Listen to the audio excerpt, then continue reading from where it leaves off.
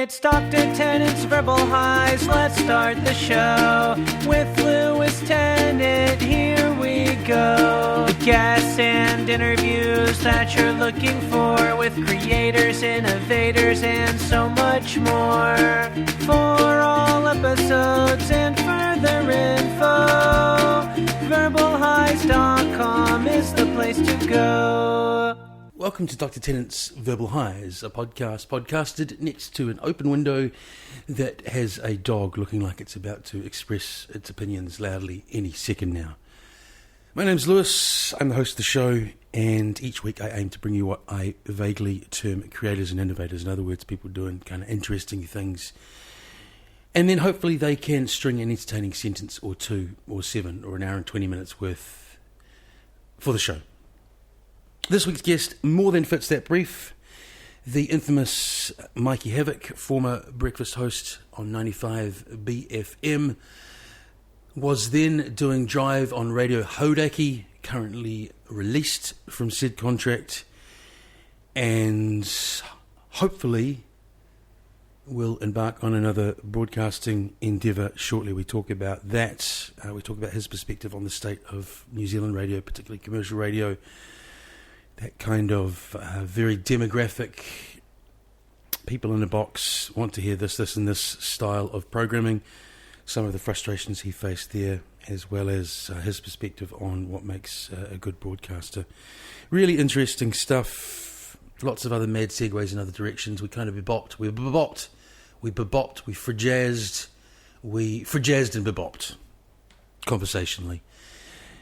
A sign of a great raconteur or two, or maybe two mad yapping dogs, who knows. A pleasure to have him on. I had an interesting stint in about 2007 when I came back from Melbourne, where I was employed to take on a part of Mikey's breakfast show that had to be taken on owing to an issue that I wouldn't have mentioned if he hadn't have lightly joked about it at the end of this podcast, and that it's widely known that Mikey was late for many, if not all shows for a period there. So I was in a sort of a funny situation where it was that man's show. What wasn't said to me that I found out later was that I was expected to give him a run for his money to make him pull his socks up, but my perspective was that, as I say, it was his slot, it was his city, and my job was to do what any good warm-up does, be it for a international DJ or for a main stand-up comic or for any other kind of main act, and that was to run at about 50 or 60% until he got there. Communication lines were down, obviously, in terms of that not being stipulated to me, but kind of a wily way of going about things from other stakeholders' point of view. I always worried that Mikey thought I was in on a bunch of quite nasty and vitriolic stuff that happened before I got back to New Zealand in terms of Mikey's taking back on the show again. One individual in particular wrote a particularly nasty blog that contained actually a lot of subtext relating perhaps, arguably, maybe to the fact that he never got offered BFM breakfast, which was a catalyst that led me to realising said individual had shown his true colours, and he was a gentleman I'd known many years earlier that since I've not had a lot to do with. But to cheerier approaches to the situation, Mikey, I did actually speak to him about it on air. It was actually afterwards. Not that it had to be particularly off air. We just talked about so much stuff that we stopped and then chatted for another hour at the end. Mikey did not think I was involved in that camp. And that person's approach and behaviour and public airing of their opinions and so on at the time led me to thinking about Mikey as an individual. So, you know, none of us are perfect. In terms of the lateness thing, it could have been perhaps addressed earlier by B as an organisation. Not that I'm condoning it, but what I quickly came to, as I say, reflecting on the other person's involvement, is that the dealings I've had with Mikey over the years, he has a natural charisma, a natural kind of attraction that really suits radio broadcasting, connecting with an audience. which I think lies with the fact that, at heart, he's a lover of others. He's a dreamer. He's a contemplator. He's an agitator. He's a considerer, probably a better word than that, and an entertainer and an informer. So I hope that, following on from Hodaki, someone gets him somewhere on air, because I think for that man's own creative sanity, he needs to be broadcasting, and I think for the good of Auckland audiences, he needs to be on air as well. I'll keep it brief this week. Follow me at Verbal Highs on Twitter. I'm starting to get strangers following quite regularly, which is awesome, because it wasn't happening before I started a podcast. You can search me out, Dr. Tennant's Verbal Highs, on the Facebook. I think the actual at thingamywidgemy is at Verbal Highs. Of course, there's the website, verbalhighs.com, and I'd really like it if you subscribed on iTunes and then commented on any of these great and vast platforms I have suggested and mentioned. In closing, enjoy the show. Fun fact: many years ago, I was told it was an urban legend that Mikey did a mean dolphin impersonation. I don't mean blowing water or air out of a hole in the back, or a particular aquatic inspired movement. In fact, he can uncannily ape the sounds that a dolphin makes. So why bring that up now? Well, in this podcast, it turns out that he does a very convincing chicken as well. This is Dr. Tannen's Verbal Highs. So what have you got your doctorate in? It's a PhD philosophy, which means any kind of new line of inquiry. You can't actually call yourself a doctor. Well, some people think when you say philosophy that you've been kind of pondering the finer points of philosophers from 100 years ago. It was actually about.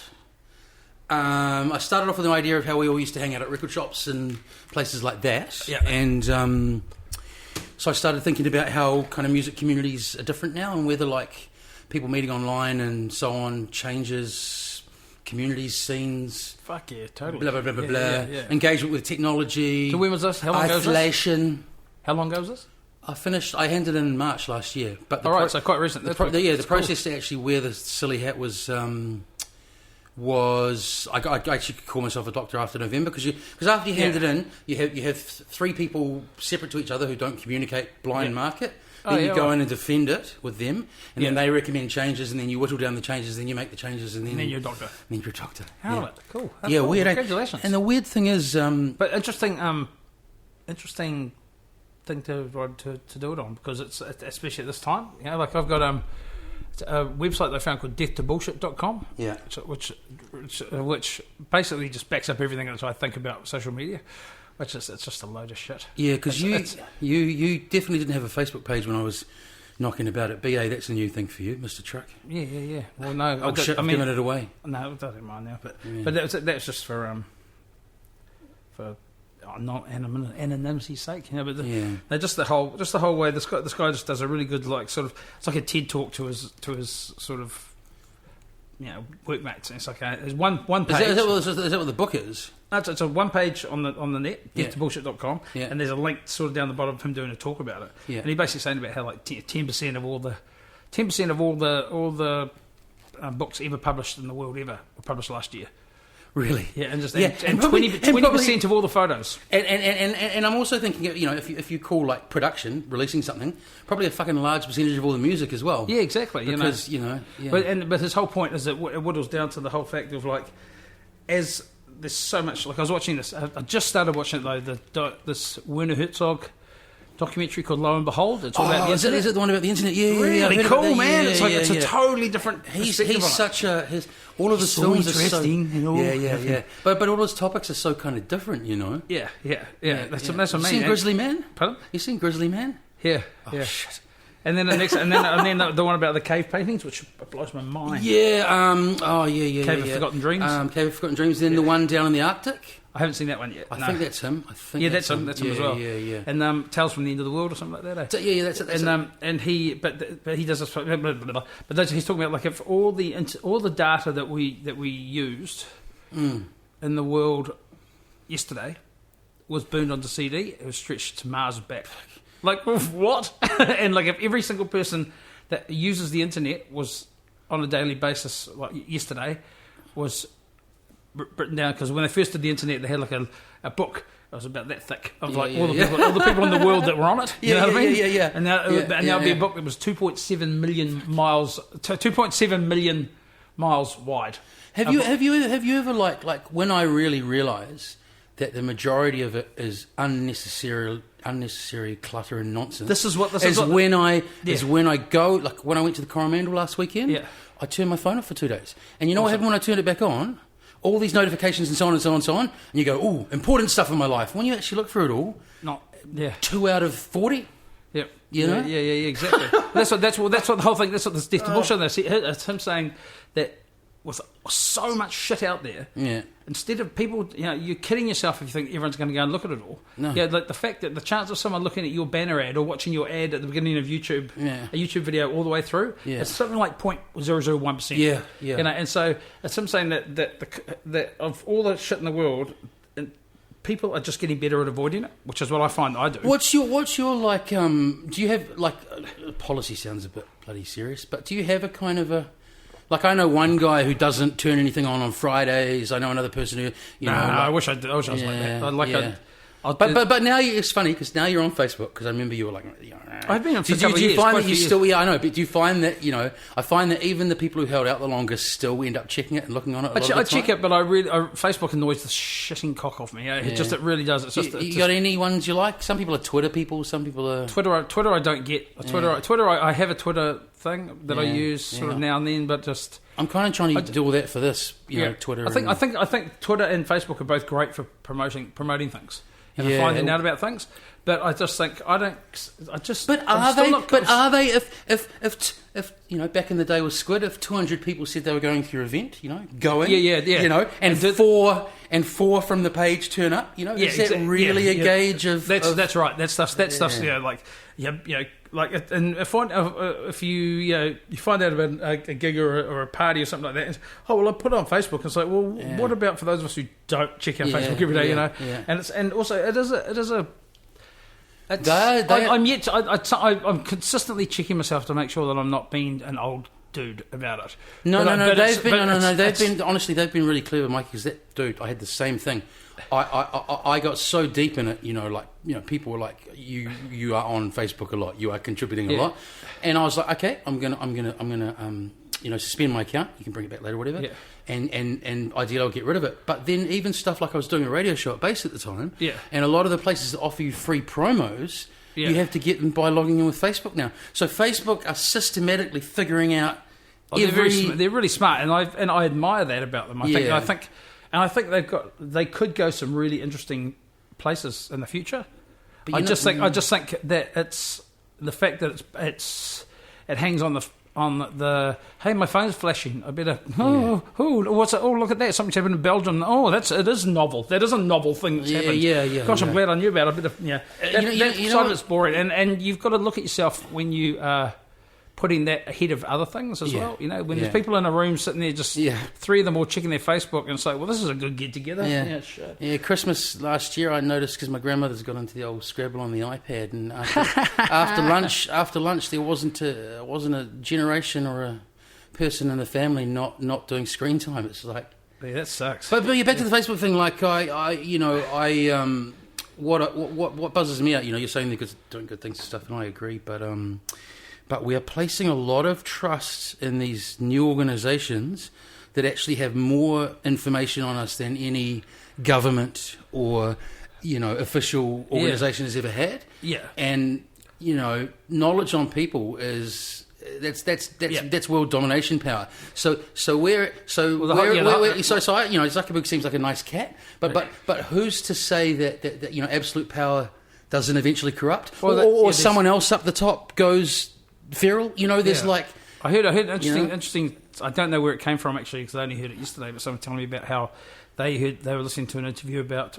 Wasn't you? Was it telling me about the Trump and Brexit thing? No. About a company who are a data analysis company, like who are sort of like a side project to Google, and they just basically like the whole Trump thing was manipulating data. It was like to the fact that they would be able to look at a street, okay, and look at be able to tell just through the Google usage who was a Trump supporter, who was a Hillary. So we won't spend money there because they're too who far was a gone. Clinton supporter, Yeah. and so instead of going for either one or the other, they'd go for who are the ones undecided, and they go door knocking on those doors. Swing voters always. So I don't know always- I don't know where that No, came from. There could be fake news. No, because I already knew about that. I mean, what would you call it, like data analysis and stuff. So that coupled with something that terrifies me even more, that Trump is convincing people that even the real news is fake because you know that's the way to assume absolute power is to have no. What is a good what is a healthy press in a democracy? A healthy press in a democracy is the only non-partisan or There's partisan nothing healthy about the press, gatekeeper. though. Well, Yeah, like don't say that. Don't you say that? No, Actually, come no, on. actually, I should. Come on. I What should be about careful about what I say. what about you? Let's put it this way: it's like There is a lot of unhealthy press. until but Trump got elected. Would you say that the Herald was giving you the very best news it could? No, I wouldn't, Mikey. But at the same time, they do have really good investigative journalism team, but they just put all that nonsense on the front page for clicks. It's a mad world. Clickbait's horrible shit. But you're still back to doing this actually. But just my phone. We are doing that. My We're phone. doing it now. Are we? Okay. It's like Joe Rogan. You'll be Okay. here 4 hours. Okay, so how come? What's the difference between none of us smoke pot. Trump and Hugo Chavez? What's that?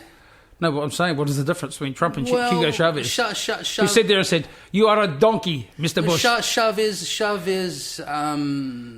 That's the Chavez that passed away. Hugo. Yeah. Well, he did do a lot of good things for the poor.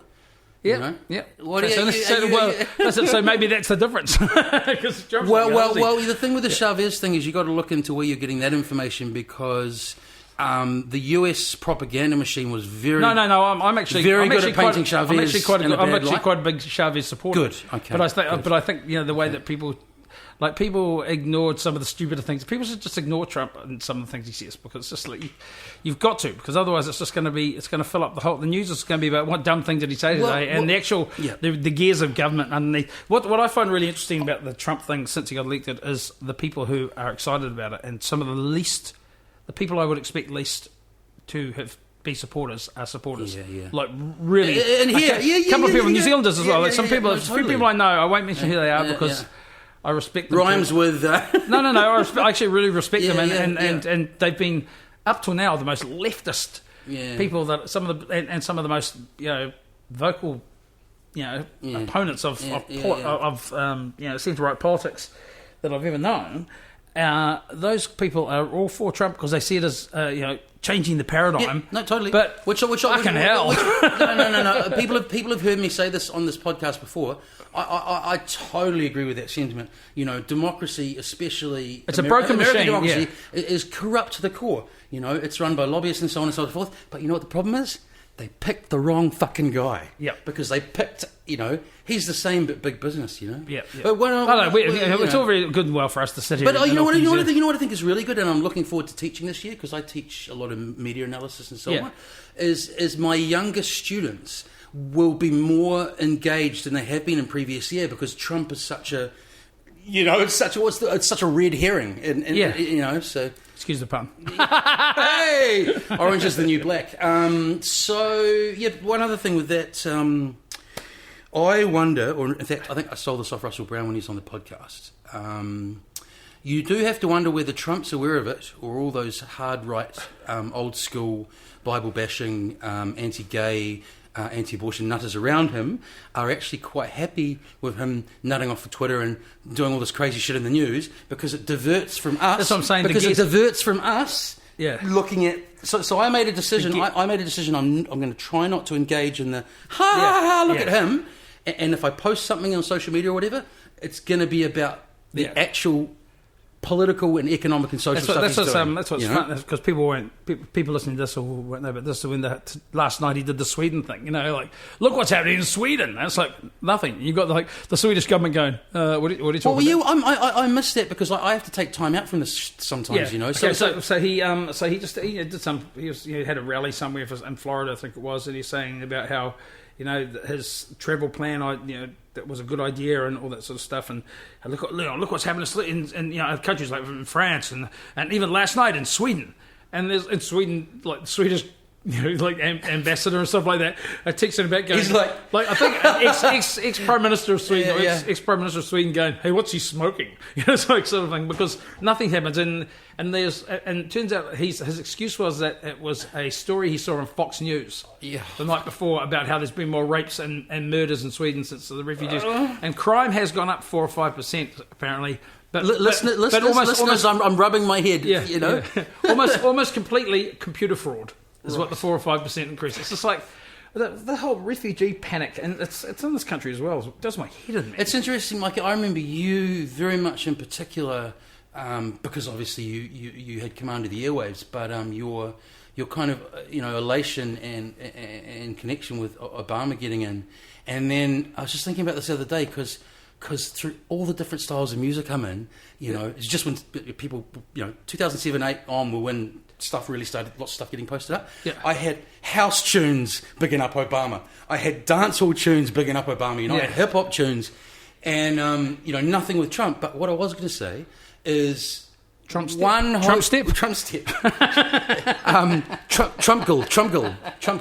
and bass.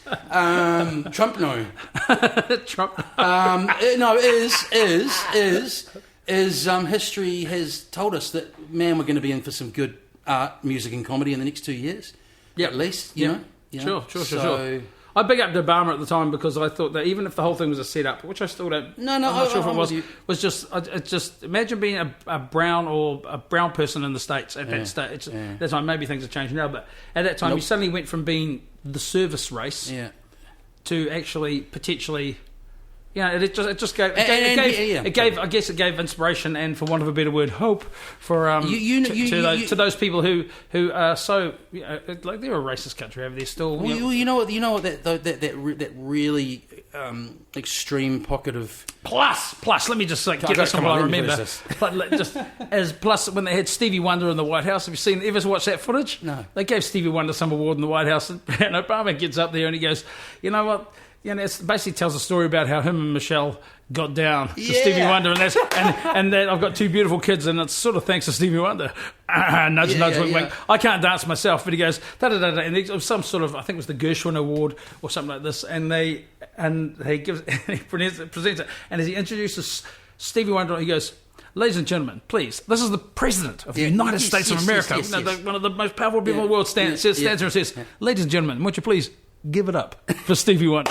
And I just thought, that's cool. Made me want to be black so bad. And the speeches, it just didn't stop. But man, an example of, he still looks good by a lot of people's measure. But an example of how he great skipper, shit crew. How he looked when he went in and when he came out. But one last little thing there, and then we'll actually introduce you. Okay. Is if you're not aware of this already, I remember kind of hearing it back then, but it was just a whole lot of stuff to take in over those years.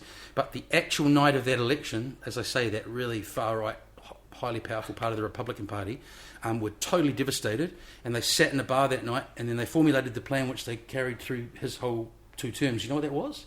Just to disagree with everything. Yep. Just to not vote on anything. Yep. And Republicans and Democrats, of course, by their nature, are combative. But that is the first time in US history that a party has played that dirty. And a line I heard that kind of really bummed me out because it wasn't Obama's fault, is he went in on a mandate of greater unity, and everything that happened around him actually divided the country more. So it's like you're damned if you do, and you're damned if you don't. And maybe this is in my head a wee bit, but I kind of think that Helen Clark tried to do a similar thing. Really? I just think, remember when the the smacking bill came in. That's one of my favourite It things. was the light bulbs that lost her good old thick. Maybe it could have been light bulbs, actually. No. But, so let's get back to the States for a second. I can't really back up that other argument. I just remember the one thing the Republicans did really well is whoever keep facing that mic, buddy. Sorry, whoever their PR people are, is they did that thing, when I think this is probably the Bush administration, actually, when Michael Moore, Michael Moore, he's not a documentary maker. Yeah, well, that's what I'm saying. It's all of the media, that's all fake. Well, and there's a great situation here in New Zealand too, when Oliver Driver was hosting that breakfast show on TV3. Yeah, he had a left to right commentary thing called On the Mat, which was like the wrestling show back in the day. Like Matt McCartan, and I think it was normally Matthew Hooton. Yeah, was that one? Who's the transport minister now? Hooton. Yeah. So he's actually a cool guy. I've met him a couple of times. Despite his politics, his politics suck ass, but he's a good. No, he's really another. He believes in what he says, which is and you can see that. Yeah. So it was normally supposed to be him and Matt McCartan, but Matthew Hooton couldn't do it, so they had the editor of the NBR there, and it was at the time. This is quite a long time ago, obviously, but it was at the time when there was that. It was found out that the government had been paying someone to infiltrate Greenpeace and SAFE and all that sort of stuff, and actually Jeremy and I did a Havoc Newsboy show many years ago with this guy with a bunch of animal activists, and he was amongst them. I remember that footage. We broke into the chicken farm, and he was amongst them. So anyway, that's our connection to it. But this is Oliver's. The question was they put to both of them, is it a good or a bad thing that the government paid this guy to be in these groups? And Matt McCartan's like, oh, terrible, unbelievable, should never have happened, And then the editor of the NBR goes, oh no, this is how. I mean, of course, it's fine. Otherwise these groups are how things like Al Qaeda happen. And it's just like, sorry. So, and Oliver just goes, pardon me. And he goes, it's the best thing Oliver's ever done on TV. And he just goes, pardon me. And he just goes, that's how people, terrorism start by joining Greenpeace, by going into like battery hen farms. Six hippies and a woolen jersey. And so he keeps, and Oliver did the right thing, by which a lot of the left have failed to notice, is don't blow up about it. And I'm just as bad. I learned a lot from watching this. As just he mediated, right? And he just went, okay, he took it on board and then threw it those sides. And then and because when you see something like that, and we're informed enough now to be outraged and go, really? Right? And this is what the Democrats did. Like this, and all the Republicans did. Whoever they learned it from is just stay on message and don't be the crazy one. Yeah. Stay on message, don't be the crazy one. And then when other people, those undecided people that are watching or listening, go, they take it in and they go, well, look at that. I don't want to be that. I'd rather go with that guy there who doesn't look like he's losing the plot. So then we get to the end of this interview, and Oliver just reiterates and goes, and you think, and so let's get this on the record. And so you think, and you think that by joining these groups, this is how terrorists actually. Yes, absolutely. And Oliver just looks at him and goes, and you're the editor of a major newspaper. Okay. And it was just like, boosh! And he just steamrolled it. Did other press pick up on it? No. No. It's like watching, when Kim.com had when they had, the election prior, and they had that, with the lawyer, the dullest event in the world. But did you watch it? I did. Man, it wasn't dull at all. That was fascinating. No. That was fascinating. The dude at the end saved it. And but Snowden and Assange, firstly, both of them online at the same time, live. I think what they would have. It's coming back to me now. Yes, they were. It was fascinating, but I watched the whole thing. They needed to sit Kim.com in a corner somewhere with a lollipop and just tell them to. But you know what? There was an hour of really interesting shit. And it finished, and then the news came on, and all they talked about in the news was that Kim.com chuckled.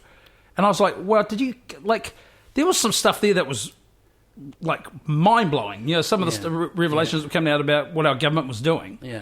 And I don't give a shit about what Kim.com did. I don't care if he stripped naked and put a beer bottle up his ass. I don't care. That was really interesting. That's stuff that mattered to the country there, and they didn't even report on it. And then our leading news source led with that. Did you listen to how we were talking about Maron briefly the other day? Have you listened to that podcast he did with Obama? No. It's killer. So, no one, probably in the history of presidents, I might be making that up, Yeah. but has had that longer access to a president, because they said the only way we're going to do it is on our terms. Yep. An hour and a half in my garage. It's amazing. He does another podcast where he talks about Secret Service setting it up and snipers on the roof and blah, blah, blah, blah. Yeah, but yeah. anyway, so Obama is just so frank, so interesting, as honest as he can be in the position he's in and so on. He's open about stuff he hasn't been open about on other formats. Next day, what gets reported across the states? Nothing. That he said nigger. Because he said it in a really particular context to do with those race shootings that happened earlier. That was really pointent and really lovely. That's what's so lame, eh? Yeah, That's what. Yeah, what Yeah. news institutions need to realise, and is once they get past the excitement of a big night on clickbait, like a big numbers, is that, man, you lose people. You've lost me. You do that once, and you pull that trick. See you later. That's what I don't. They've lost you, Mikey. But if they lost, you go throughout New Zealand. Have they lost people who just have to? Have you watched television like terrestrial television? Yeah. Have you listened to the way if the block is on, the way that you are talked to on the block? Well, John looks like his shelf might not be ready on time. It's like Bob the Builder or something. Worse. It's like I sat there at a friend's house going, I haven't had terrestrial TV hooked up for years, and I was like, is this a joke? And then after the break, what's going to happen about John's shelf? Here come all the ads for the building, for Mitre 10 and Bunnings and stuff. Then it comes back after the ads, and it's like, John. And here's the grown man. Here's the grown man in his mid-30s having a massive conniption about his unsteady shelf. And it's like, wow, this television is so banal. Holy shit. Hit me on the head with a piece of glass, It's like, and the subplot of the there's no... It's just the subplot of the people, who spark up the romance, who throw that shit out there on the worst, the worst format of media possible, It's like... God. It's like The Bachelor. The Bachelor or something like that. It's like, my daughter was on The Bachelor. I'd be having words, eh? Like, I mean, God, if you're looking for love and you found love, congratulations. But you girls are all too... Come on, really? and you know what they don't show that The Bachelor does, throughout the process. It's not. It's not an equal rights show, that's for sure. Okay. Hey, shitty, right? Anywho, shit. Well, there you go. That's the sign of a raconteur, or two. A couple of opinionated guys. Just a couple of guys sitting around. My guest today is radio and TV host, club disc jockey, former glam rock star and nightclub owner. He brought the Havoc on his TV show Havoc and hosted BFM Breakfast of 1996 to 2002. Brief hiatus, and then from 2006 to 2010, his band Push Push are set to reform. That's still correct information. Yep. Yeah. That's awesome, bro. End of April. End of April. And they're going to support The Darkness, and I believe release 2 remastered tunes. It was like an EP with Bigger, Shinier Trippin'. Pardon? Bigger, Shinier Trippin'. Mr. Mikey Havoc. Hi, Mikey Havoc speaking. Thank you, Lewis. Yeah. Thank you very much for having me too, by the way. Yeah. Well, thanks for saying yes so quick, man. I look happy to help. Yeah. You caught me at a good moment. Yep. So that's what. Yeah. Push. Do I talk about the push thing first? Totally. Absolutely. Okay. So we sort of at one stage we hadn't even been in a room together for 20 years because of bullshit or just geography. Both. Both. Bullshit initially because we sort of the band broke up under sort of we had different ideas what we wanted to do, and plus you're all kids, really. We'd been doing it pretty hardcore and for a couple of years, and we had different ideas of how successful it was and what we wanted to get out of it and what we wanted to sort of, where we were headed the next couple of years. Thank you. The sound of a cool drink being poured by the host. Thank you, sir. So that's a Midori, that one. Yes, go on, sorry. And then a wee while after that, sort of, it turned out that 2 of the guys who live in Australia now were coming back over here for some reason, and it was mooted. Hey, should we just all get a practice room? That's just so have a jam? cool, man. And it was, and you didn't even need to discuss all that historical malarkey. Let's do it. We've all had plenty of time to think about it, and it's all done. We all get it, and our lives have all done 100 different things since then. Cool. And so we just got back and we just sort of had a little jam, and it was just so cool. It was so much fun straight away, And now we're at the stage where the guys from Aussie are sort of coming over every couple of months and been having a practice, and they come over sort of the other weekend. We had 4 days solid of practicing songs, and we've re-recorded sort of Trans-Tasman re-recorded 2 songs, which we're really happy with, and they're all, and we're going to release that in a 4-track EP with 2 other songs that are still the demos. Songs? There are 4 new songs. Go on. But there were songs that we wrote back then. Are they so right? So you're keeping you're sticking to the style. Oh yeah, well we have. I mean, sort of it's too difficult with the distance, I think, to try and write anything new. Yeah, it would be really odd seeing what. Because if you're all music heads, it'd be really odd seeing what you all came up with. It's 25 years on your own musical trajectory. Oh yeah. Like it would just be It would be even. Yeah, but it's interesting, like putting together the song again now and sort of re-zhushing it up and changing it a wee bit, and you realise how much of a collaborative process being in a band was. Because and this is not to say the song's any better or worse for it, but if it was my song, it wouldn't sound anything like the way it does now. But you've got to have 5 opinions in there. So that's been cool for me because a lot of stuff. And then that's where you see your she-hards and whatever. When you see the way they operate, you know that's right. They've worked out some kind of internal democracy. Well, it's also what you sort of over time. It's what I haven't. I mean, I started. I guess when I did the radio, I was doing it with a whole bunch of other people. But when you did the TV, it was just Jeremy and I, and then it was just myself for a little while, and now I've been sort of by myself. Come on, that show was pretty much you with support. With support. With a pit crew. And but so the decisions though are all been mine. So things. So you get back to a situation where it's like, I really hate the bit where it goes or like that, and 4 people go, oh, we kind of like it, and you go, shit. Oh well, you can't really get rid of it, yeah. So what are the costumes going to look like this time? Are you going to? I don't know. Enough we had costumes last time. Oh, no, costumes. Sorry, excuse me. Stage gear. I don't know. Actually, I wanted to ask you about that. That's fucking awesome, by the way, because I always remember, like, obviously I didn't live up here, so I only probably caught a year or so of your shows on and off your radio shows, and I could kind of always tell every now and again it would come up that band felt to me like unfinished business to you, every now and again it'd be mentioned. I'd be like, I could see that happening. I could see that happening. So it's great that it did.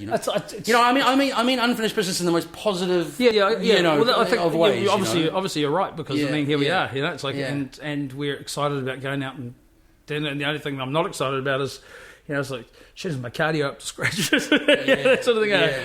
Or is it? Or I don't want. I want. We're really conscious that people go to the show and go, well, that was awesome. They are, because we only ever released 1 album, and we toured a lot, and people saw us play live. And it's only really in the last sort of seriously 5 or 10 that I've really, really honestly got my head around the fact that, and I don't mean this arrogantly. A lot of other things will probably come across arrogantly in this, but this is your time, Mikey. Come on. Is it really was a big deal to some people, our band, and I don't at the time, I guess, because we're New Zealanders, we're not trained to go, it was a big deal. It's like it's really only got to, when I was doing my radio show in Havoc, it's people ring me up every single day asking me to play Push or when's the band getting back together, or telling me a story about when they saw us play. It was like, this is 25 years later on, man. This is amazing. I had a friend, I said I was going to call him now, but I probably won't. We could if we want. Who was a member of the Push Push fan club and wanted to thank you guys for sending him a Christmas card. And he begged his dad, because I would have been around then. I would have been same age, 14, 14, whatever. And he begged his dad to take him to your Wellington show. So there you go. Mr. Leon Dahl would like to thank you for his Christmas card, which I believe he still possesses. It was a great Christmas card. And that might be Leon from Cuffy and Leon, the house duo. He's seriously? Yeah. He's serious? He was a band guy, yeah. So I actually wanted a couple of things you said about that back in the day. Yes, you were. It was hard to find anything video and music-wise on TV. Like, I remember I used to sit there with the VCR, watch it. Yeah. And you brought up a tape of, like, they played Holy Wars by Megadeth once, and I got it, and that's on the tape. And that's on your list of... but you guys were, really visible and really big, around that time. Well, what I wanted to ask Mikey was it's funny you mentioned the mentality of New Zealanders and stuff, like, glam metal and Flying Nun era shoegaze New Zealand. How was that? I still don't get why that happened. Like, I mean, no. I didn't phrase that right. No. So the bigger audience, or just in New Zealand in general. But I'm saying, but within that snobby music scene, which is different to your wider audience. Well, yeah, basically, like it's the one thing about Gerald, who was Head Like a Hole, and She-Ha's manager, who was a lovely guy, but I don't think ever talked to me without a sneer in his voice, about it. And it's even on the She-Ha documentary, there's a classic little line on that. Shit, that's a good film. Yeah, it's a great film, isn't it? Really good film. That's a name me a better New Zealand music doco.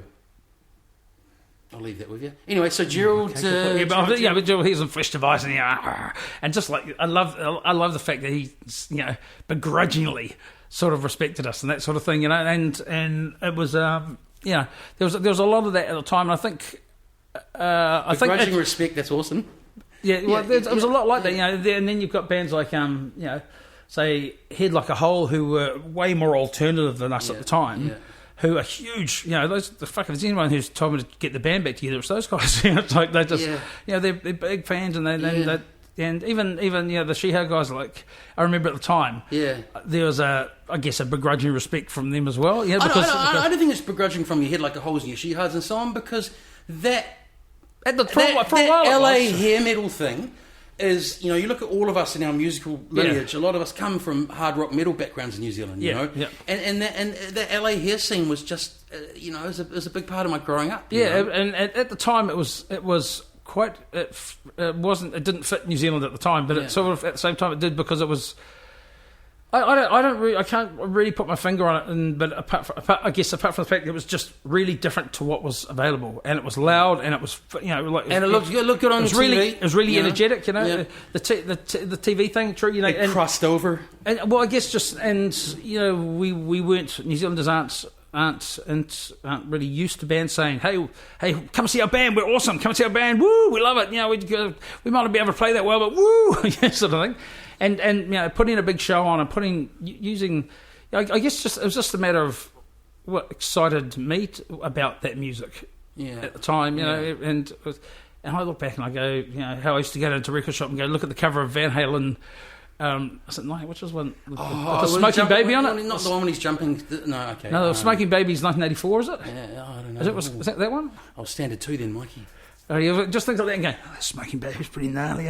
Or when I bought Number of the Beast, look at that album cover. My mother go, or Motorhead, Another Perfect Day, and there's a song called Die You Bastard on. I was like, whoa. That's like some of the first albums I ever bought. And I know there's just something about the music that was different and exciting, and I guess somehow clicked into the energy of where we were all at the time, and because I remember being sort of where I grew up, every single other person I knew surfed. Where'd you grow up? Campbell's Bay, on the North Shore.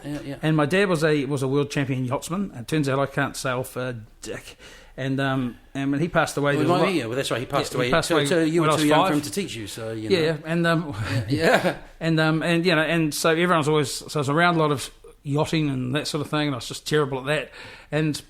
But I liked the energy of just cranking it out in the band, and it seemed like the surf crowd would have been into it, eh? Yeah. No, not at the time. They thought we were dicks, but funnily enough, as the years have gone by, there's a lot of those guys are now huge supporters, and they're really good friends. But I think it was just a reaction. It was. I guess there was a little bit more exposure through magazines and stuff like that, and looking at bands like Motley Crue, Shout at the Devil era, Motley Crue. I used to buy Hot Metal every month out of Australia. Yeah, Hot Metal, good value for money. That's a good value. So most of John's old tunes before he got married were about his long-term partner Anise. Who were you tripping out on? Oh, just at the time, just babes in general, Mikey. I had a girlfriend at the time, but so you must have tripping out on her. Yeah. I can remember. But when we wrote that song. Well, this is the story of that song. Tripping by Push Push. We went to the Ramones twice, both nights at the power station. Odd tune to come out with, and just absolutely blew my mind. The Ramones. I just thought that was the cool. It was the first time I ever went. Really did some good time in the mosh pit. Yeah. And went in there with my big Bon Jovi hair and just got got attacked and managed to attack back, and just that sort of thing. I realised I'm big enough to throw around some of these guys, and just thought I'd had a heart attack twice. watching them, it's just because it's just so full on.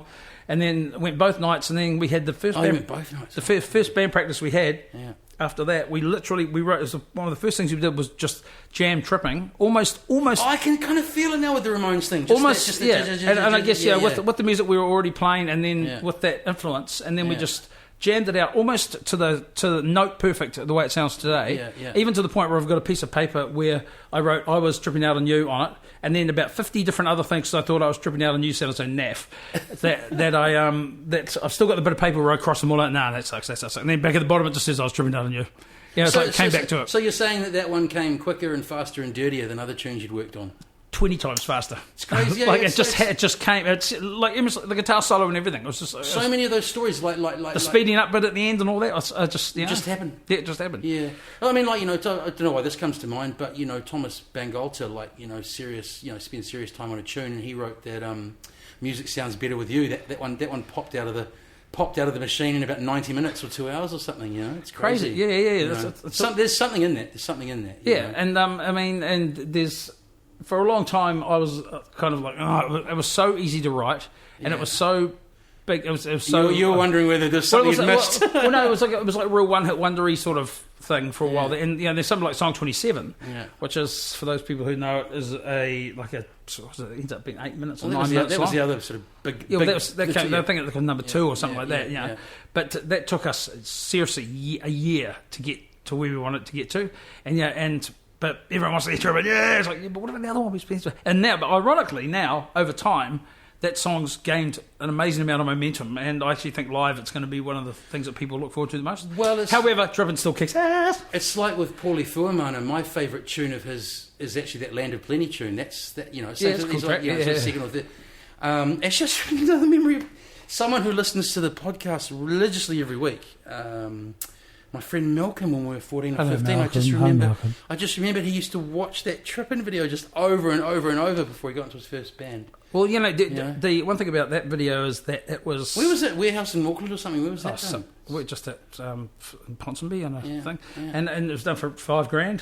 $5,000, a whole bunch of beer that we paid the crew. Yeah. But the interesting thing about it was that we did it, because we did it for $5,000, it was, as far as I know, this is the situation anyway, that it got shown 71 times on national TV that year. I think Malcolm watched it 68 times. Well, and because of that, they basically based the NZ On Air video funding on, like, that video itself wasn't NZ On Air funded. Yeah. So that $5,000 they give everyone even now is based on your... Yeah. I think it's more now. I think because we've got funding for our next one, like 10. But it's it was $5,000 up until a few years ago. And that was all based on the fact that that video cost $5,000 to make, and it could get watched 71 times. People wanted to watch it, wanted to play it 71 times. They thought you guys had the blueprint. But I thought, that's something to be proud of, man. Totally. And it's still a cool video. Yeah, and I look just the same. It's still it's a killer. It's a killer track, man. Some people think this is a derogatory tune, but it's a killer pop tune, and pop's really hard to write. Dude, like I say, it's only the last 5 or 10 years I've really come to terms with. No, it's a killer track. Yeah, like I couldn't listen to it for years. It was like, that fucking song. Yeah. But I'm really proud of it now, and especially when you realise that people loved it. And people want to hear it again, and people. I play my radio show, and people, good shit. So with the last one with Push, I wanted to ask is, with that sort of exposure, sales and so on, what was happening business and industry-wise? Who was sniffing around you guys, and why didn't it kind of go to a next step or anything after that? We made enough money to be in a band touring around and recording and stuff, and but we're number one for 6 weeks with Trippin', and we didn't make any money on it. It's like we made. Who was one of the big labels? It was an independent label called Tall Poppy, which we sort of set up with Steve Maurice and Tim Foreman. Hang on a second. So even with an independent label, how do you not get any money back? Is it just eaten up and... Well, then, because it just didn't sell. It sells. We sold food, but we had to pay for tours and, It didn't sell, but it was at number one for 6 weeks. Yeah, so it would have sold... It sold 12,000 or something like that. All up. So it's not. It has to, for it to go platinum, has to go 10,000. So it went platinum. So I can't remember. It's probably but I love that.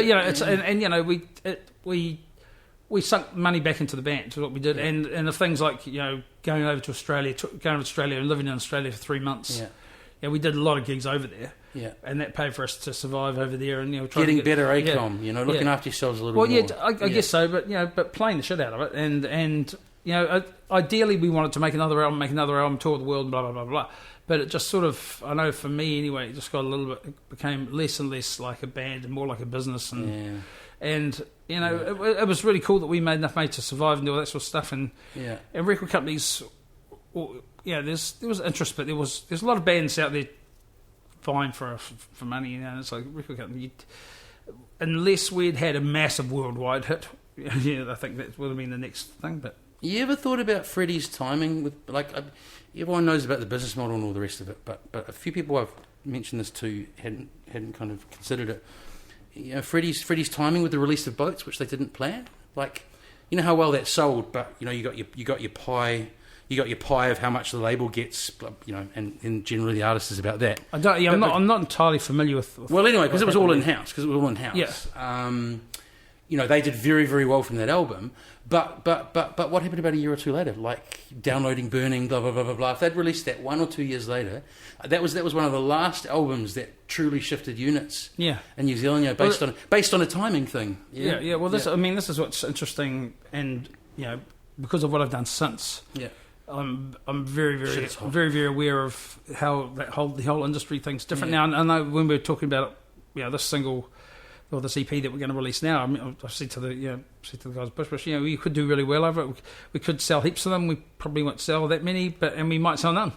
But don't base it on whether people like it on how well it does. Or you just put it out there, really accessible, and then get a good audience for shows, which is the general common sense. Well, this is what I found really interesting over the years. Is I remember I was hosting the music awards with Jackie Brown once, and we sort of, when we were doing the press conference to sort of announce the fact that this year's Vodafone Music Awards were blah blah blah blah, and I said something about how cool it was that music, you could make music and just send it around the world in a second. It's all done and dusted. And I got all told off about it because it was like that's quite a long time ago. Because the companies don't want you to talk about that. It's really, well, guess what? And then from then on, it's been interesting.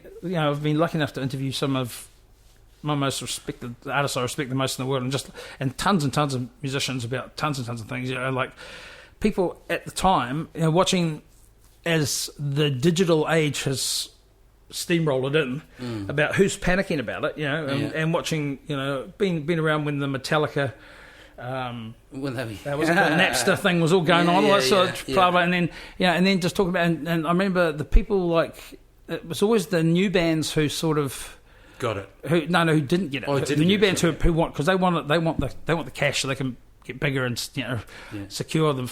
Whereas bands like, say, the Chemical Brothers and Nine Inch Nails, I remember interviewing both of them, Trent Reznor and then Tom from the Chemical Brothers, separately about it, and they're just like, bring it on, because I'm a musician, I've got heaps of cool shit.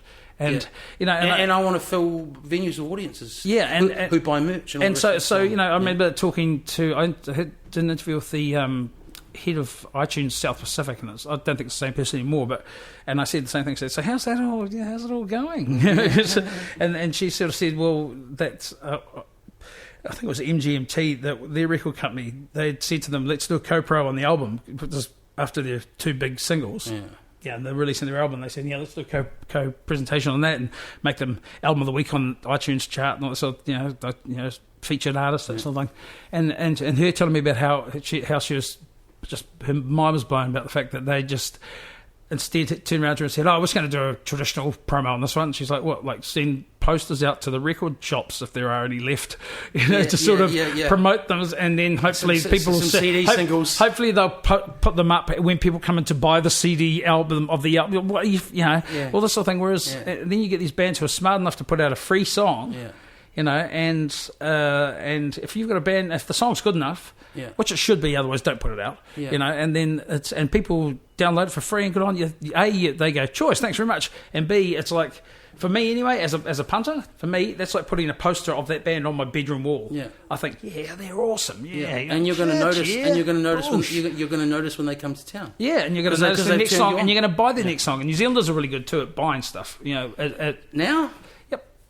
Still, I think, as far as I know, like internationally, we're one of the more. Summing up the major label thing. Two things. They dug their heels in far too long. Yep. In fact, I don't know how well. Suspiciously I don't know how well. known, eh? I don't know how well known in fact this is, but Sean Fanning from Napster actually didn't want to be a total pirate cowboy. He approached a couple of the majors with a reasonably well thought out plan, or at least to, help me with this plan. How can I get you guys involved with this, because it's going to be the new way music gets distributed? Yeah. They basically told him to fuck off. Yeah. And what was the second thing I was to say with the companies? Oh yes, what also blindsided them was, when you think about it, that is the only music-based piece of technology that was audience-driven before industry-driven. So it was the first time control of the delivery mechanism was out of their hands. You know what I mean? Yeah. So So it's a very big scary. difference. Yeah, It's yeah, great. yeah. The great big win. I don't know if you've ever seen when. And they'd lived such a life of luxury. It was Yeah. like, One of my favourite things I've seen in years is when the Stooges gets into the Rock and Roll Hall of Fame, and Iggy Pop gets up there and does this amazing speech, and it's just he's just I just think he's so cool, man. He's just this awesome dude, and he is. It's one bit where he's sitting there. It's a room full of people at expensive ball gowns and tuxedos, and paying thousands of dollars for a seat at this thing, the Rock and Roll Hall of Fame. They're getting, what do you call it? anal suppositories of crayfish. What? The full thing. And he stands up there and he's going on about all these things that, the guy who signed our band, he's cool. Stooges fans are cool. Record industry's cool. Well, it was cool. Or something. And then he just sort of says this one thing about, there's a lot of money in this room right now, Yeah. and there's still, starting to and there still will be, if they play it right. Yeah. And then you feel the room squirm, like he just cuts to all these faces going, and it's like he's smart enough to be around long enough to go, look at you guys are all about to, this whole thing is all about to change. Get rid, and it's really cool. And then No, totally. you should watch that though, because at the end of it, he just gets out, takes his shirt off, and they just rock out at this big ballroom and he's jumping on tables and shit. It's awesome. I've heard he's got an alter ego buzz going on where I don't know where, because he probably was playing it up for that. But apparently, off stage and in private, he's super articulate and well considered. And he's great. There's an amazing Jim. Did you ever chat to him on the radio? No, I'd love to. I'd love to. Yeah. Jim Jarmusch has just released a documentary called "Gimme Danger." Yeah, yep.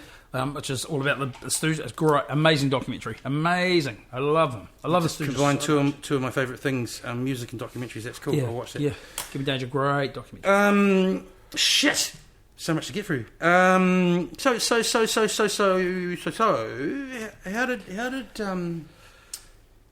How did Bricky come about after pursuing a career as a rock star? How did Bricky came about because you weren't a uni student. You weren't. No, and I also wasn't a big fan of radio in New Zealand at the time, because I'd been just touring around the country, being interviewed by dorks, basically, and just same questions. Oh, just dorks, just. Yeah. Just circulate, Mikey. How you going there? Yeah. I heard Simon Sweetman talking about how he was before this. Some woman working for some fucking generic outlet. Yeah. And it was for Def Leppard, interviewing Def Leppard, and you know what her so unimaginative. Yeah. And I haven't heard this before. 101. You know what the first question was? What's that? So let's get the name Def Leppard. No, worse than that. So you guys are called Def Leppard. What's your favourite animal? Yep. Ouch. Look, I've done one interview like that, and with Michael Stipe was one of the first things I ever did. I got, hey, look, I'm going to get you into Michael Stipe, and I just made a jack of myself, and I blew it, and I learnt from straight away. Yeah. But the So you weren't a fan of radio because you were dealing with breakfast. No, just like what about? I remember one time when we were touring with the Exponents, and Jordan Luck and I went. It's when Jordan Luck had finished his immediate year of stop drinking as a bet with the band, and the year had just passed that morning, so we were driving down to Timaru to do some promotion for the show down there, and he started drinking in the truck, and it was funny as, but so we got down to this radio station, and this guy says, "They go there." Like, Mike, hi, Jordan, how are you? Okay, my name's Mathathusa thing, but you can call me Mazza. Yeah. And I tell you what, I'm going to ask you a couple of questions about this and that and that. And tell you guys, just have it. No one-word answers, just no yes or no's. Give me a good thing there, and we sound really good on air. Okay, let's go. Okay, Port FM, you listen to blah blah blah blah blah blah. Jordan's and Mikey, yeah, blah blah blah blah. Exponent, push. Jordan, tell us all about it. Hey, and Jordan just goes, yep, and does the whole interview. No, and it's just like just watch this guy's broken ass just try and deal with it. But anyway, so back to what you were talking about the beefing thing. So where does that come from anyway? That's what the hell. It's what worked 20 years ago. So let's just keep doing it like that. But States still, man, huge morning zoo culture. You're listening to us, Filch and the pig dog. Even here, even in New Zealand, it's the same, But so the BFM thing came about though because I was up there making some ads for a push show that we were doing, and because we were, I was a big fan of BFM at the time, and I was like, I like the idea that we could sort of get in there because like all the music, I was DJing music at clubs and that at that stage. I think still just started DJing. I was playing Soundgarden, Nine Inch Nails, and Jane's Addiction, that sort of stuff. And hey, still am.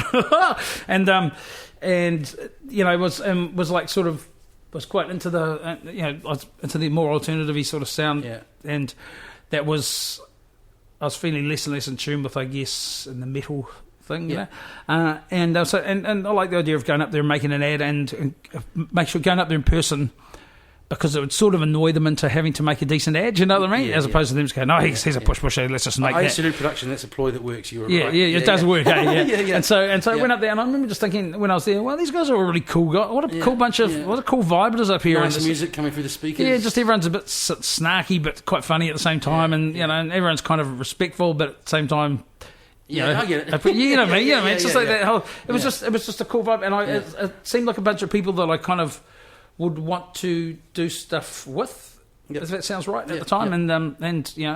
I was. I think the first show I ever did was. Your personality is your personality, so you're already kind of raconteur around friends and I guess so. I was starting to especially in a lot of the people that I hung around at the time, we all worked in different record stores or companies, record stores, record companies, and a lot of the reps and that sort of thing. Because I started when I left school, I started working at record shops and stuff, and so you a lot of musicy people, and so I kind of, like at the first show, first show I did, and I was friends with Gideon back then because he mentioned it. But it was, we used to have to do the overnights at that. I did like a Wednesday special, which was sometimes it was an album of the week, and I did a thing called Be by Candlelight, which was really just, to be honest, just rock music for ecstasy users. But it was awesome. It was one of the best shows I've ever. I wish I had a copy of it somewhere.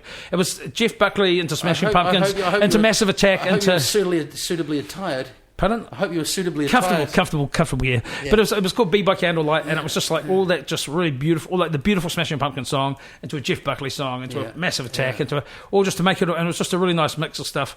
And then, so you thought about something, you intuitively thought about something above and beyond coming on and whacking some records on. I'm going to make this. And I wanted to just see what it was like, and then I probably did a couple of overnights, and then I got the phone ring. It's always good when the phone rings. I think I did a couple of drives, and then like really soon into it, Graham Hill asked me when Marcus left, to do breakfast, and I was like, "What the hell? How far in is this?" I can't remember how. Not far, but it wasn't very far at all. I must have done drive. Were there a few longer term people going?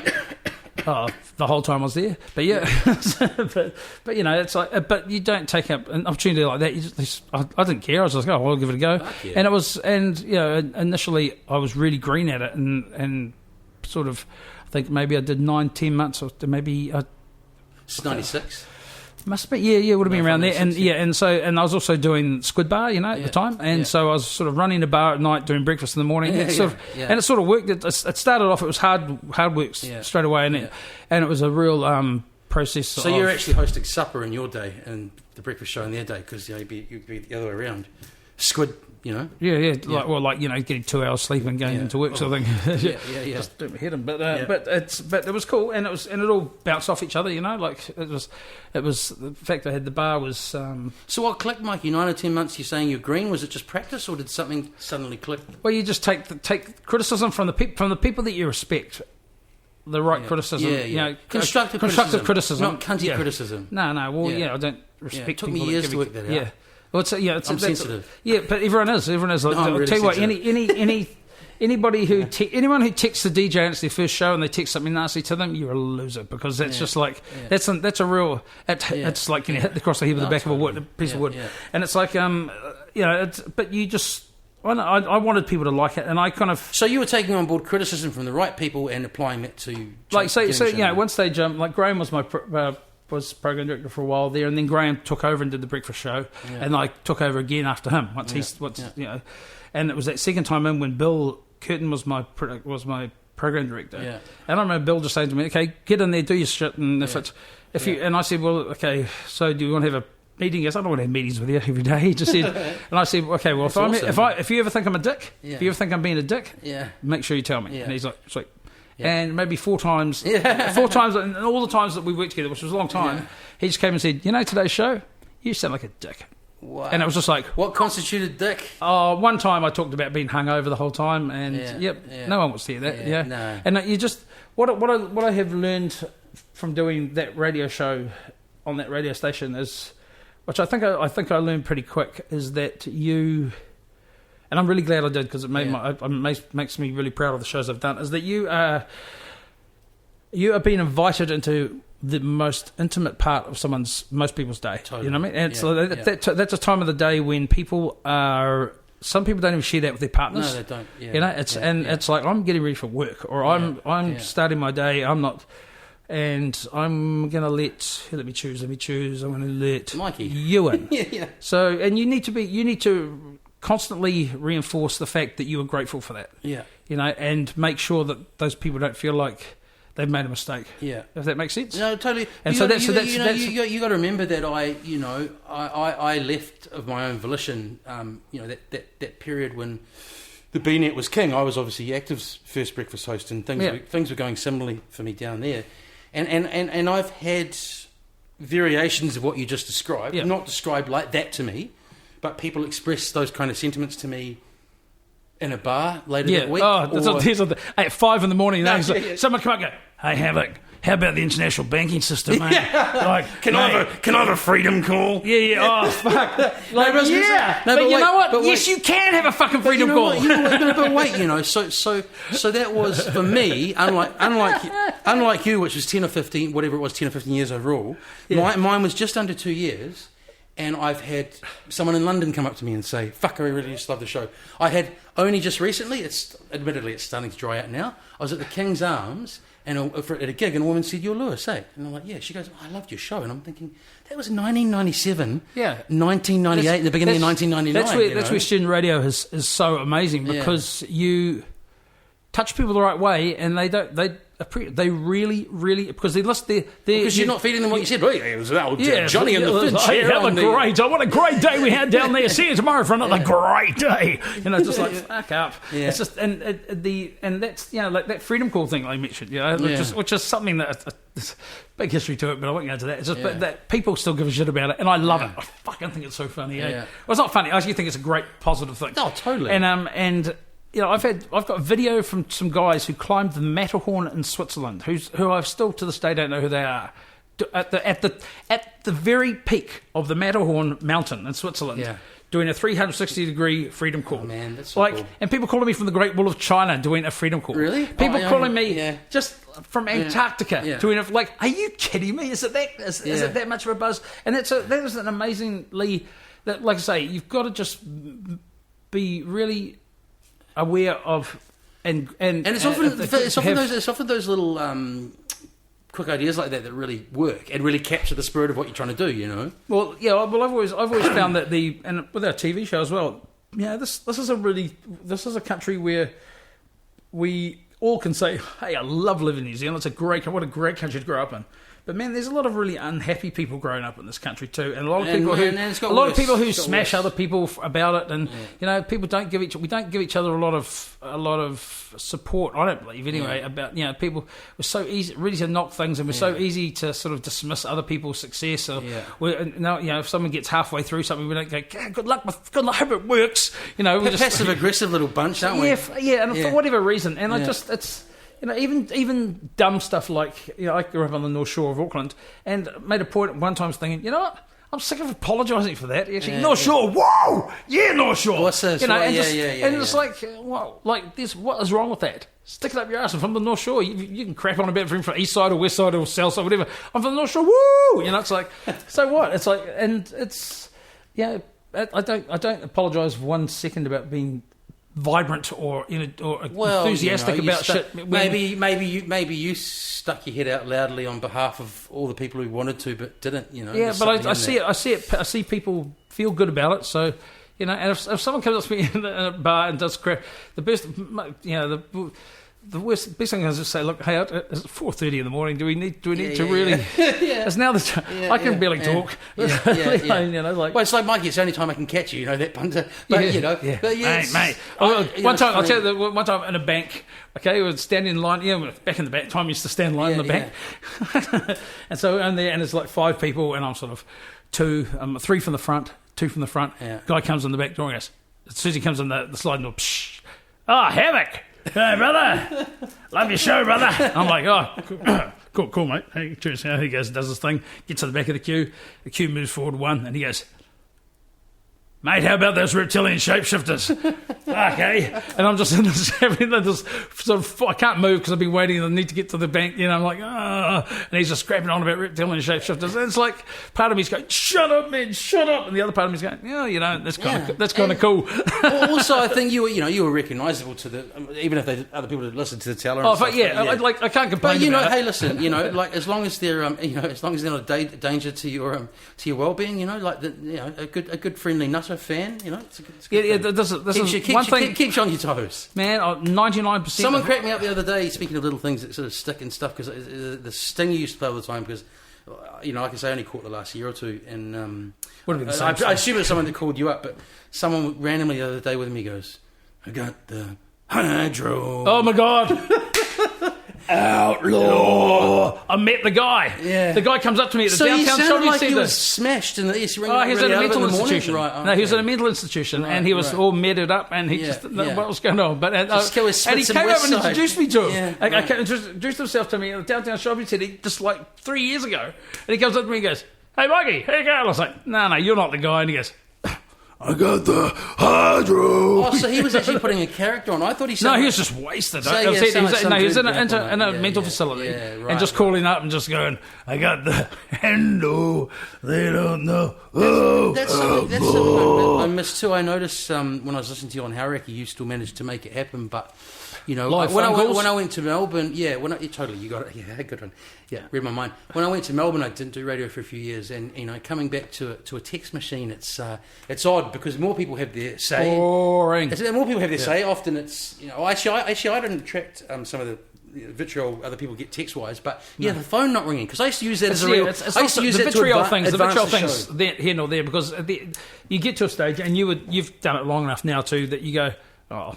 Poor old sitting at home by yourself. Yeah. Hey, that's the first thing you look. Anyone that's sitting you there, see anything that's really nasty or really critical, it's just like I love when I got to Havoc, first thing I did was just say someone did it and I said, "Oh, you can fuck off." So someone would text. Someone texted something like, and you can fuck off. So the thing, and then someone would call my boss about it. And he's like, call me and go, "Did you tell someone? Did you text the call back and tell them to fuck?" And I was like, "Yeah." They can fuck off. It's just like listen to something else. And he's like, "Oh, I suppose fair call, yeah." And so how was that adjustment, Mikey? Like going from BFM to big, long-standing commission. Should we talk about the telephone thing first? Oh, sorry. Because I think that's a good point you bring up. Actually, hey, we're gonna go over time. If you want to keep going, I might break this in two. Okay, no, all right, we're cool. Okay, we keep going. We've only just scratched the surface, haven't we? Yeah, that's right. I agree with you. When the texting thing came in, remember when Telecom called it thumbing?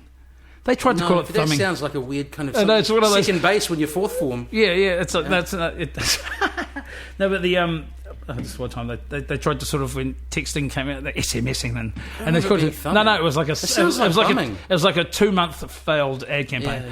But they it's like when they say, "Hey, video calling's the future." No, it's not. No one wants to see where you are. You're right. And Telecom invested huge money in a big campaign, and they got it wrong. But see, you're right. The lack of telephone calls onto radio is a bad thing. Well, the text thing's okay. It's great. It's good. Everyone wants more data, and everyone wants to get an idea of who's listening when. But you can manipulate texting like you can manipulate. Hey, by the way, BFM haven't changed their studio text machine password because I still take a look from time to time. I wouldn't remember what it is. Yeah. But I think it's a shame, and I think that the telephone thing when I got to stage on BFM where I'm not saying this sounding a wanker, but I could almost hear what district people were calling from. What do you mean? I just got so. You're on the middle of the northwestern. I can tell by the sound of the shit like that. Yeah, Seriously, yeah. I'm not joking. The asphalt is. Just somebody coming in. Oh, Mikey, you go, get in there. You sit at home, mate. And they're like, just on the where are you? And sort of near the southern. And they'd be like, well, how What did is you? it? What the noise of the traffic or the Just the way it all sounds, and Yeah. just people sound and the way and what people are going to say next. Yeah, You can almost. It yeah. was a really good one because I did talk back on Radio Live for a couple of years in between. Did you? Yeah, Shit, yeah. How was that? You would have been good. It was good. It was. I really enjoyed it. I was the sort of the Anzac Day and Easter and the cover guy, and I was really nervous about doing it when I started. Yeah. And probably a little bit too opinionated for it. What? Because hosts. That's what talkback hosts are. Well, you've either got to be a complete dick like Leighton or Larry Williams or something like that, or and. Or even Paul Henry, I suppose, to a point, and be. Paul Henry's a talented broadcaster, man. Yeah. Come on. You don't make a cut. You know what? The Susan Boyle starved of oxygen comment. Nah, see ya. Well, look, I'll tell you this. See ya. Hang on a second. Yeah, because hang on. Because wait. why? The reason I think that, Lewis, is because I think that when you say that on TV, and there's a lot of people in this country that have, and I'm not one of them, but there's a lot of people in this country who have really struggling bringing up, disabled or disadvantaged kids, like stuff like that. And that's a guy saying, my kids turned out all right. And that's fucking horrible. Mikey, That's fucking horrible. I've taken that on board because I didn't know about that. I only thought about when he laughed at the Indians woman name. Oh, it's not. But what I've noticed is in this environment where something like that happens with Paul Henry, and then all those mainstream broadcasters don't take risks. I was thinking about this only this morning. And no disrespect to Duncan Garner, I don't know him. He seems like a perfectly nice fellow, but you end up with someone like that in the key positions who's actually not very entertaining. I quite like Duncan Garner. Well, yeah, people quite like him, Mikey, but he's not. You lose all those risk takers, Yeah, but because people are so worried about one little comment or whatever. But you surely have to relate to that because that's the anarchy you brought, man. I once rung up Bill Francis, who used to be in charge of the radio network, and I was so just incensed at something that Leighton Smith had said. And I'd say, when are you going to get this pompous prick off the radio? Because he'd said something like, "Mark my words, in 5 years we'll all be reading the Quran." And I was just like, wow, that's so stupid. Build your bunker now. Yeah, and I just rung him up and I left a message on his phone saying, "When are you going to get the fuck out?" And to his credit, he rung me back and said, "You know what, Mike? That's exactly why he's never going to leave because he gets people talking like that." Talking, is he still doing show? Leighton still does a show. Right. Good on him. I've never heard Hosking on his as well. It's like, God, that guy has... this is why the broadcasting system's broken, man. How can that man command that many hours on radio and television in a day? Well, this is like the company which I've just been released from. Yeah. Here we go. NZME. Okay, which is what was does radio. What does release mean? They've no longer required my services. So no iHeartRadio anymore. Yeah, that's still going for a while, but it's all. I don't get paid anything for it. It's just like it's just for me wanting to do a good playlist for people to listen to. Yeah. But their flagship guy, their main guy, who used to be the big pay, the commander of the big pay, the big audience, blah, blah, blah. Yeah. Number one guy was Paul Holmes, who, for all of his faults, was an amazing journalist. Yeah, entertaining. Had an amazing ability to connect with New Zealanders. Yeah. Wasn't classist too, wasn't... No, I don't think so. No, at all. And was very, very careful, to even when he did fuck up, those couple of times he did fuck up, to be humble about it and that something. And now the guy that's the 3 or 4 story billboard picture of Mike Hosking. It's Mike Hosking, who actually when he used to cover phones, I thought he did a good radio show. He doesn't anymore. It's just because you can tell why. It's because a narcissist and egotist like that would have been treading very carefully when he was filling in.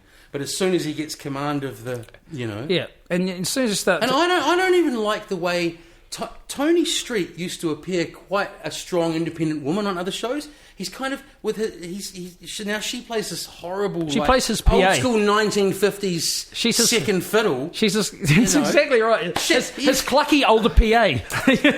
Oh Mike, come on! I hope you don't end up doing that. How do we get here? I mean, and you know what? Take your hands out of your pockets when you're doing the promo for your show. Stand up. Take those stupid jeans off. You're too old, man. You're too old for those stupid jeans. You know. But you know, he's almost like putting his feet up on the counter when he's presenting the show. It's like, come on, man, have some. Yeah. He's almost got his penis out, Mikey. Oh, I don't want to see that. No. Poor old. What do you anyway, but enough. Hang on, Hosking let's close this one off. A little bit of complete fucking guesswork, as well as philosophizing. If that's the right word. How long do you reckon broadcasts has got to go? Do you reckon it'll just eventually disappear one day? No, it's got to. Okay, here's what I believe. I believe. Sorry. That's right. Thank you, Lewis. I believe that the way that the major networks do, and this is probably part of the reason I'm let go from them, is thank you, Matt. Is that I believe they need to wake the fuck up and start making. You can't say, "Hey, this is working in Australia, so we do it this way." What are you referring to there? I don't want to refer to anything specific because, but just the way the dynamics of radio, the radio, the commercial, apparently I don't suit commercial radio, but you know what? I am commercial radio. This is what I believe. You got a big audience. Yeah, I know how to build an audience, man, and I know when people. I know one thing that I've learned over all these years is I know what people are liking about what I do, and I know when they don't like it, sort of thing. And so, what's the official corporate line on what suits commercial radio? There's just so many weird little things like repetition. Yeah, I don't think that. I think that people get talked down to. I think they make assumptions about audiences. You mean hosts talking down to audiences? I don't think that. Say in Haruki's, situation. It's just been a station where the focus is 25 to 44-year-old males. One of the arguments I hear there is like, guess what? If we didn't play Boy and Bear for a year, like we just played it every day for a year. Yeah. If we didn't, would it make any difference? Yeah. Would that have made any difference if we played something else there? Well, you were actually playing to 25 to 44-year-old Auckland men. Dude, I am 25 to 44-year-old men. But you provided them their playlist for 10 years earlier. This is what I'm saying. So Yeah. don't play mediocre Faith No More songs. Play good ones. Yeah. Play the ones that hit people's hearts. Yeah. Don't play that shitty new Chili Peppers shit. Play the old stuff that changed people's lives. Don't play Welcome to the Jungle so much that I can't ever hear it again. Well, they actually stopped doing that. But it's actually starting to play some good Guns N' Roses ones now, post gig. But there's and just being stop being so scared of stuff. Stop saying this is how it works in other places, and actually take credit for the fact. I still think I think radio is actually more relevant than it's ever been. I think radio is the cockroach of the radio. Radio still is the one place where you can really people have connect. People have to use right now. People have to imagine us theatre of the mind. True, and that's not on the internet. It's not on YouTube. It's not on TV. It's not. No. It's not in virtual reality. it's all because that's everything played out as somebody wants you to see it. Yeah. And radio, when you listen to a song or you listen to an opinion, you've got time to picture it, think about it. I think radio is more relevant. Every audience member has a different experience based on how they imagine what you're doing, and what you're saying. And so it becomes, it's the potential for it's still huge. Then I don't think that. I think that I remember having an argument with one of the guys there. This fantastic Australian consultant they brought in.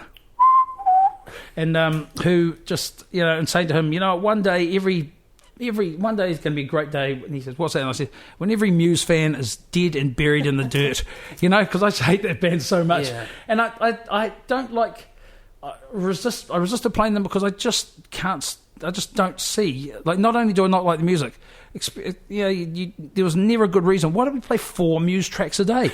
Why? What is it about? What is it about that band? Like, even if you're a fan, you'd still be going, "Shut up." If you pull it out, you make it by doing that? So just to use that example, by doing that, you pull it out and you make it look like it's like Foo Fighters and Muse pull them out of Haruki, and it's a crutch that suddenly the station wouldn't exist anymore. That's pathetic because that gives your listeners such amazing amount of disrespect. Totally. You know, and totally. that's, You're treating them like fucking idiots. Yeah, do you not? Yeah, but even by saying 25, 44-year-old males, do they not have girlfriends?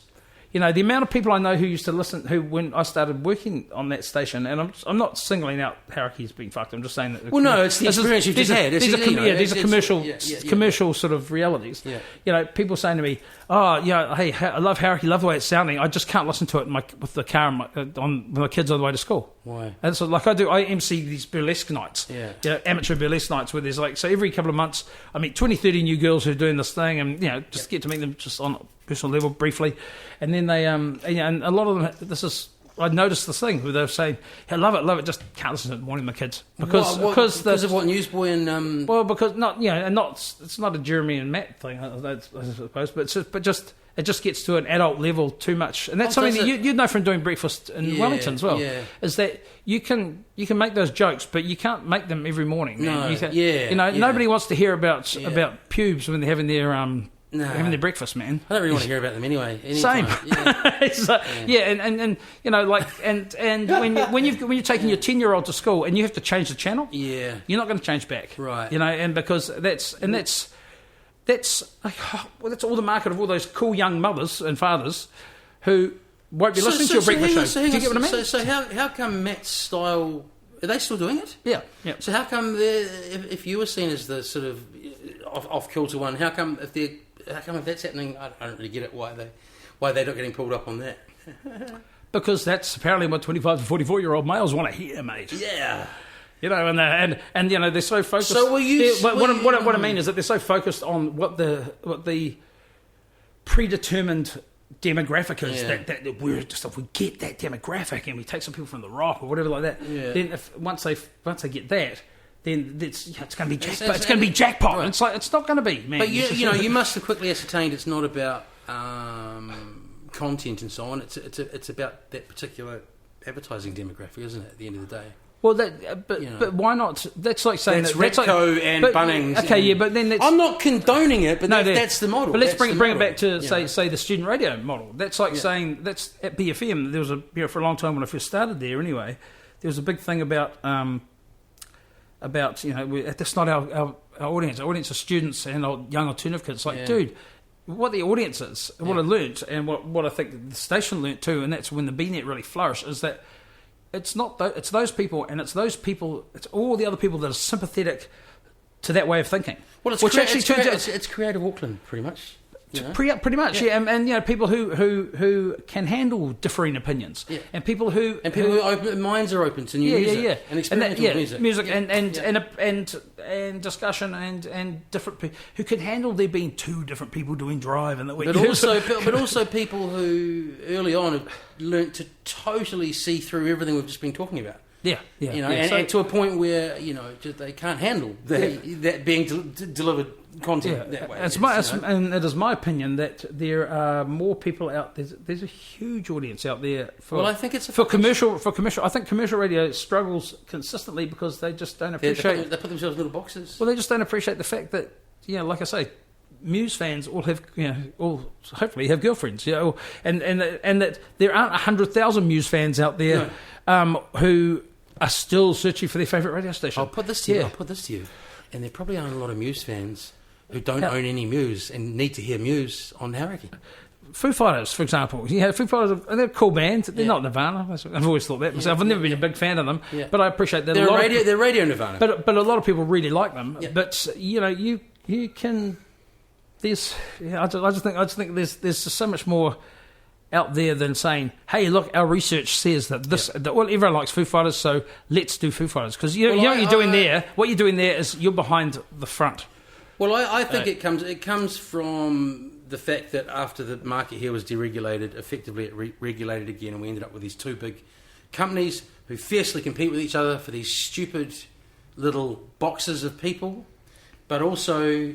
I think it's hugely problematic that those companies are owned by the likes of equity companies based overseas who also own old people's homes and trampoline factories and blah, blah, blah, blah, blah. You know what I mean? But you know what I mean? So to them, media, they're not concerned with your... At the very top, they're not concerned with your existential crisis about your playlist and Muse, you know, and it's a really sad thing to say. But you know what I mean? No, It's like, I've been told that. that's broken. No, but it's broken. It's broken. Yeah. It's like, but at the end, that's cool, and I No, get it's that. not cool. I It's get that. it's no, not but cool. I It's understand it. terrible. I understand it. But also You know? at the same time, it's like, so in 2 years, is it still just going to be about playing the same old shit again? Mikey, why? In 4 years' time, are we all going to be still? Is every male my age going to be treated like we're Munter on Outrageous Fortune? No, you're not, because because you've got all this other technology around you, which is, you know. But you know, look, why wouldn't I have pursued a long-term career in broadcasting? Because that's what's out there, and you know, I would have loved to have, but it's, you know, it is what it is. But I mean, I'm proud of what I've done on Havoc here recently. You know, like I just would have. But you were getting pulled into the office all the time. No, not in fact. Did you negotiate at the beginning to play your own music, or did you just start doing it? I got asked when I got They there. probably didn't have a machine for you to do it. When I got there, they said, we just want you to bring what you do to the station, and so that's what I did. And I said, well, can I play this? And they knew that they needed to change the music. When I tuned in and heard some electronic stuff, I was like, yeah, cool. Holy shit! But you know, that. I remember that decision was actually Matt Heath, who said, hey, if our biggest competition is The Rock, why don't we just do all this? Which in itself already says we are The Rock, and you say, and if you're for a station like Harry where you're a classic rock that rocks, well then, you know, cool. Well, the other thing is, but, you know, but it just, you know, do the stuff that they can't do because they're The Rock, but I just think I don't want to get too much into the no, we're going to finish this bit up in a sec. But you know, and obviously this was patently obvious to everyone, and you know, and it's what a number of us were saying to each other. You know, and I tuned into Hierarchy because you guys were brought there. Is you know, BFM did and should reinvent itself regularly. So there's a bunch of us older people now who aren't BFMs. You know, it's people 20, 30 years younger than us hosting. So you guys were effectively could have pulled all that old B crowd. Yeah, well, I mean, and you know, I don't think that. Like, I mean, there's huge potential, man. There's just like there's potential for. What do you want to do next, Mikey? I want to keep doing. I'd love to keep doing radio on my terms. You know, that's like. And when I say my terms, what time of the day? What time of the day? I don't mind. I think drive's pretty sweet, eh? Drive's pretty sweet. Nice. Yeah, I don't mind whenever. Nice. But just a nice show would be good. But we'll see what happens. Where? And what's that? That's it. It's just weird. I don't care. Where do we I don't put you? care. Where do we put you? Wherever, whoever would want me. Morning report. That's just. I don't know. I just don't know the Radio New Zealand culture enough, really, I suppose. But I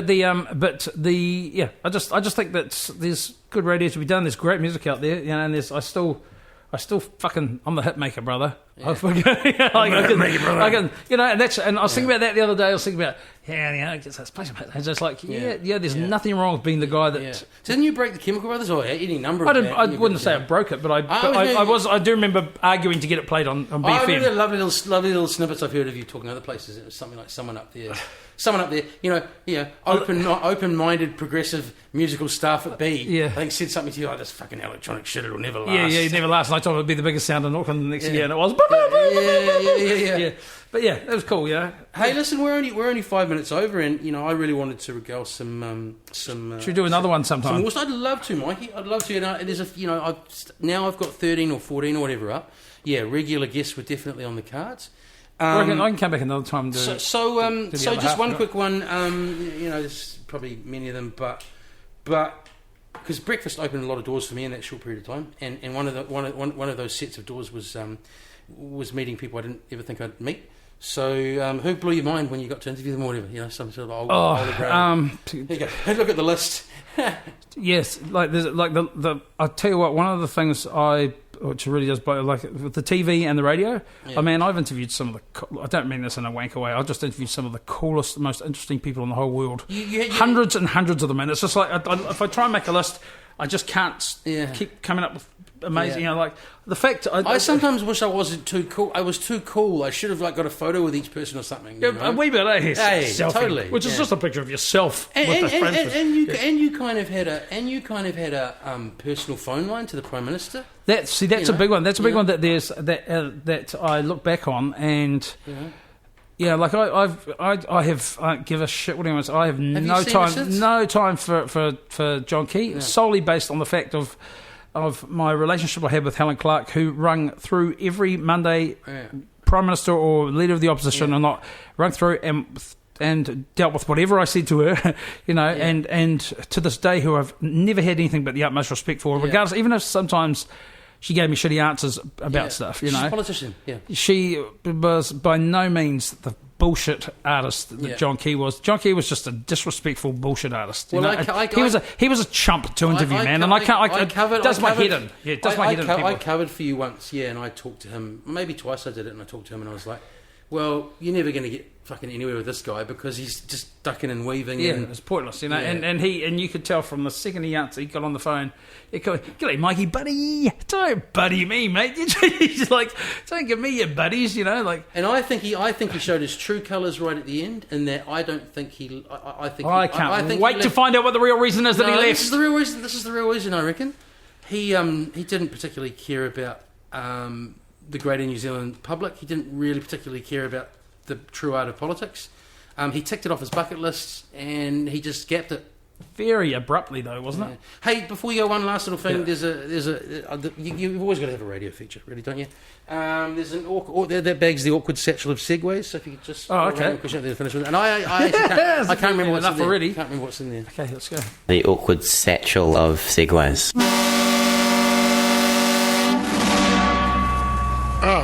I've got. I hope it's a good one because you're. What's something you should throw away but can't? Why? My friend wrote that one. That's it. Something you should throw away but can't. Why? I just half my house. Welcome to me and my girlfriend's constant. I'm not a hoarder, but I've got a lot of cool things that I've kept. And is it the massive big Mardi Gras head that I've got? Is it the Muhammad Ali pinball machine I've got? Is it? How'd you get a Muhammad? I play pinball competitively now. I've never seen a Muhammad Ali. Yeah, do you?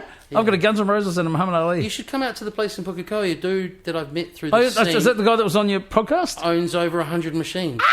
Ow! And he happily has the public out. So if you want to come to one of the meets, you should come along. I've heard it. Over 100 perfectly working machines. He's got Guns N' Roses? In one room. He's got Guns N' Roses, mate. He's got Metallica. He's got Muhammad Ali. He's got AC/DC. He's got Ali. Hasn't got Ali. That could be your in.